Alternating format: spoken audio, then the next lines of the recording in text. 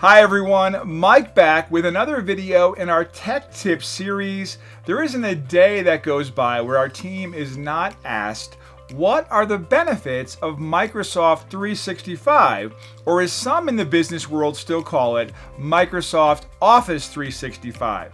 Microsoft 365 or Microsoft Office 365, whatever you call it, the Microsoft 365 solutions offer great benefits for large organizations right down to the small business solutions. Not only is Microsoft 365 full of great applications such as Outlook, SharePoint, Teams, OneDrive, and about a few dozen more, here are some of the benefits your organization will experience when you make a move to Microsoft 365. You have the ability to work from anywhere, anytime, and on any device. Work from your office, your home, the coffee shop down the street, or the other side of the globe. Use your desktop, laptop, tablet, or smartphone and do it all in a highly secure manner.